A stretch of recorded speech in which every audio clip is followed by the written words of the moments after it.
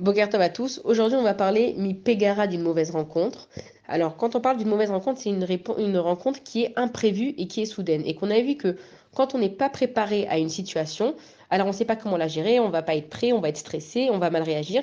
Et on nous dit que dans ce monde, rien n'arrive tant qu'il n'y a pas eu d'accord dans le Shamaïm. Ça veut dire que si moi, je vais marcher dans ma maison et que je vais me cogner le petit doigt contre une commode, ça nous est tous arrivé et c'est la fin du monde, c'est que Akadosh Baruch Hu, il a décidé que là-haut, ce genre de choses-là, il devait arriver. Et donc, on demande à Hachem dans cette bracha-là, ne me fais pas rencontrer des situations dans lesquelles, bon là, c'était une situation, c'est un exemple, se cogner le pied dans une commode, c'est pas la fin de notre vie, mais de rencontrer même des gens qu'on serait pas prêt à rencontrer, des personnes à qui on doit rendre des comptes, on dit à Hachem, ne m'emmène pas dans ce genre de situation qui serait imprévue et soudaine. Ensuite, on va parler de midin caché, d'un mauvais jugement. On ne parle pas dans ce cas-là d'un jugement dans un tribunal, mais on va parler de la façon dont moi je vais juger les gens et dont les gens ils vont me juger. On a l'obligation de bien juger son prochain et que pour être protégé de quelque chose, le fait que moi je vais bien juger les gens, donc dans le ciel on va bien me juger aussi. Et on va raconter une histoire, c'est qu'il y avait un monsieur qui était dans le tram avec des enfants en bas âge et qu'il était plongé dans ses pensées et que les gosses ils faisaient n'importe quoi, ils montaient sur les sièges, ils criaient, ils se disputaient, ils se frappaient. Et là, il y a une dame, elle vient voir le monsieur et elle lui dit excusez-moi, mais vous pouvez pas contrôler vos enfants, c'est un endroit public, les enfants ils dérangent, je suis fatiguée après ma journée de boulot.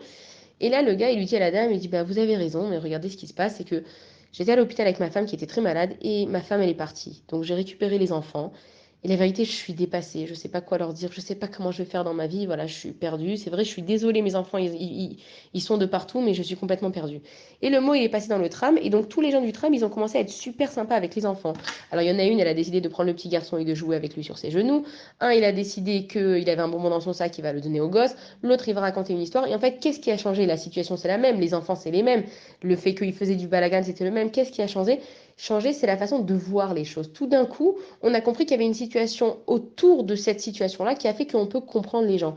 Et c'est ce qu'on nous dit dans la vie. Des fois, on voit des gens qui font des choses, on ne comprend pas et on a envie de les juger. Pourquoi elle a fait ci? Pourquoi il a fait ça? Pourquoi comme ça? Pourquoi maintenant? Et on nous dit que juge favorablement. Tu n'es pas censé savoir à chaque fois qu'est-ce qui arrive à qui, pourquoi et comment. Mais si tu essayes de juger favorablement en te disant que cette personne, elle est gentille et que si elle a fait ça, c'est qu'elle a sûrement une raison de le faire, qu'elle soit bonne ou pas, c'est pas à toi de juger. Dans le Shamaïm, Hachem, il réagira de la même façon que toi. Et on continue avec Mibal, Din caché.